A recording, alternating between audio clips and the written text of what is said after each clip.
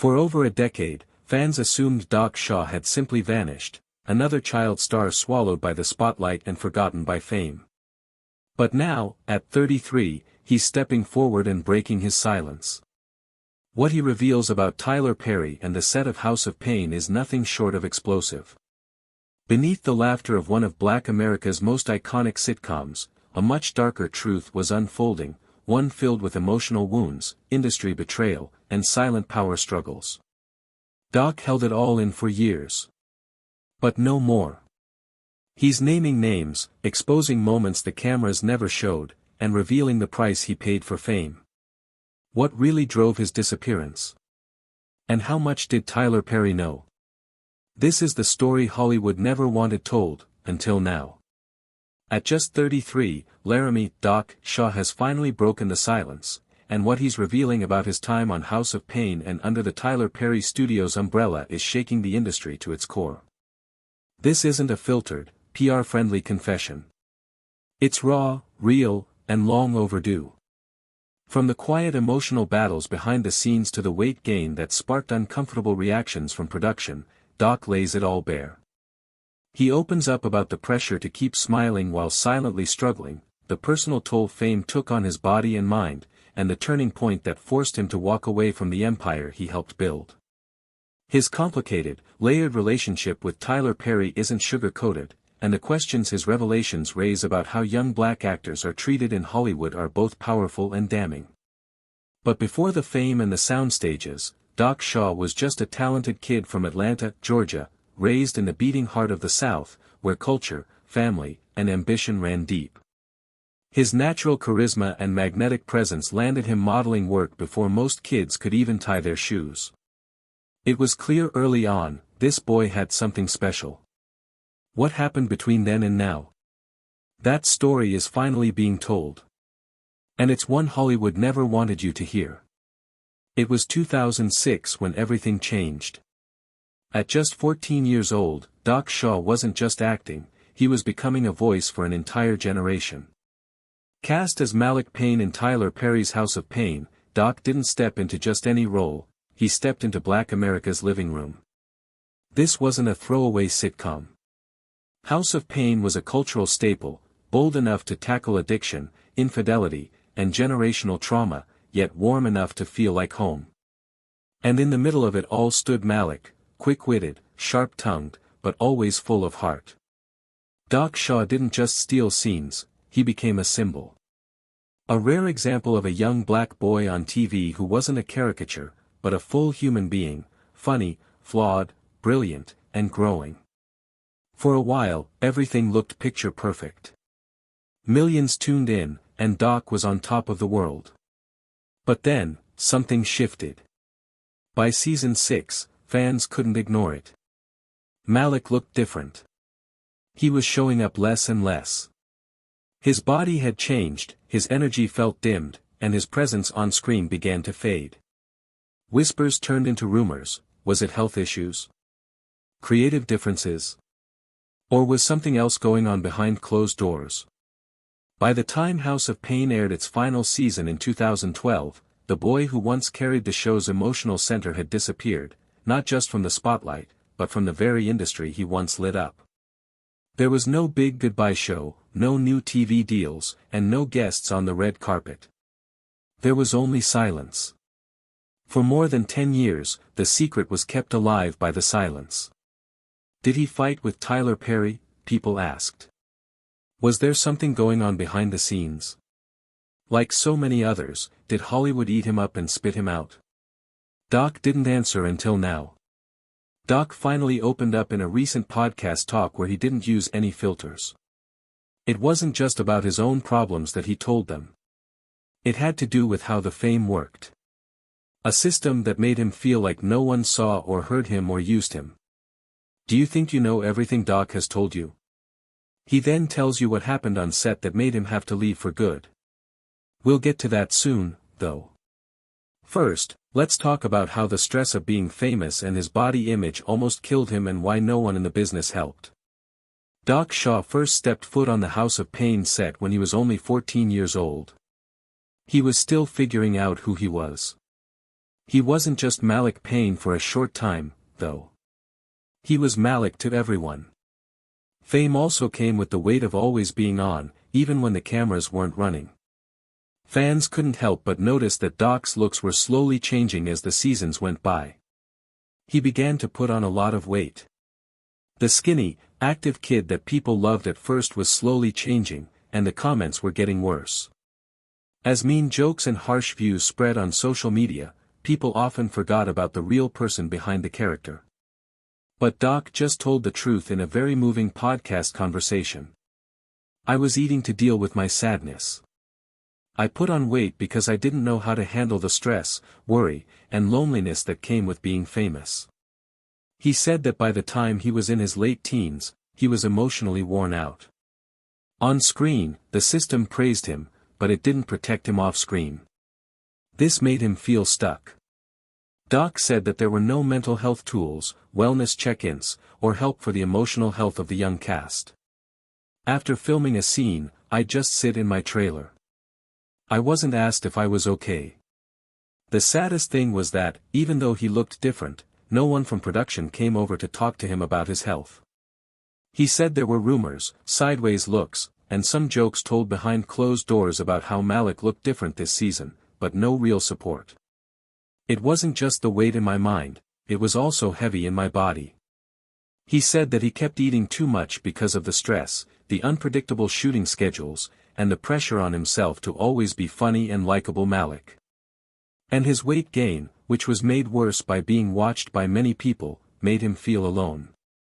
Fans who used to like him stopped doing that. The news started to paint a picture of him as troubled. Calls to cast slowed down. The movie business has moved on too many times for comfort. You can be a hit with everyone until you can't sell anymore. But here's the catch. Doc Shaw didn't go totally crazy. Instead, he made a choice that would change his life. He went away for a reason, to heal, start over, and regain control.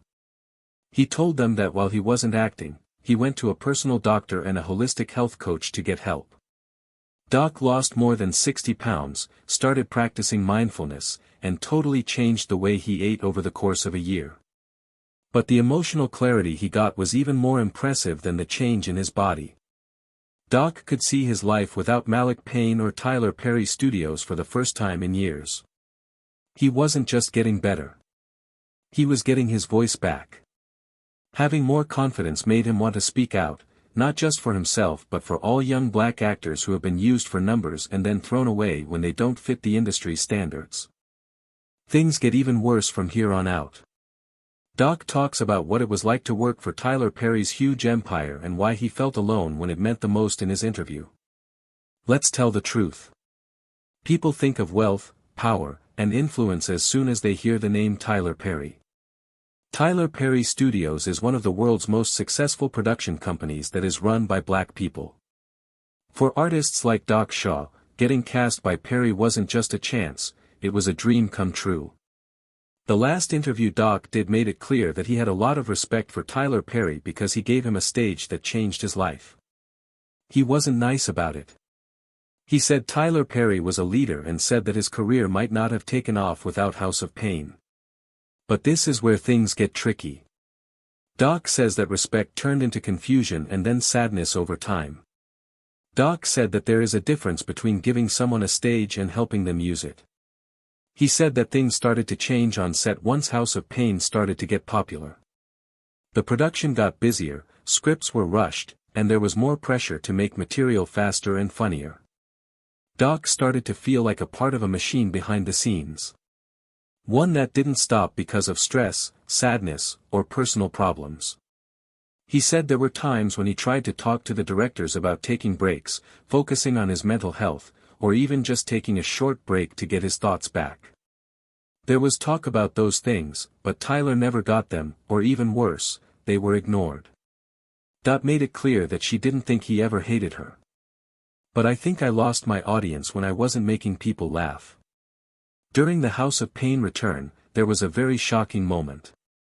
Fans were shocked when Malik came back, but this time he looked more inflated, almost like a clown. Doc didn't agree with that. He said they turned the smartest character on the show, the one who wanted to be a doctor and a leader, into the laugh track of every joke. I no longer recognized Malik. I didn't recognize myself either, to be honest. This change in how we think creatively was the breaking point. Doc said he tried to say what he thought about how Malik's character was being presented. He even wrote a letter about how unhappy he was with the new direction and how it made him feel like he had lost his honor. Doc says that person didn't read that letter. Soon after that, Doc stopped going to cast talks. He politely turned down invitations to promotional events, and finally he was no longer on the cast list at all. The worst part is that Doc never heard from Tyler Perry again in the years that followed. There was no call, message, or check-in to see what happened or make sure he was okay. And for someone who had grown up on Perry's sets and looked up to Tyler as a role model, Tyler's silence said more than any refusal could. It hit me then that I wasn't a person, but a product. After that thing lost worth, I was no longer needed. Doc made it clear, though, that this isn't about getting back at someone or being mean. It's about holding him responsible and making sure that young artists who come after him don't have to deal with the same emotional eraser.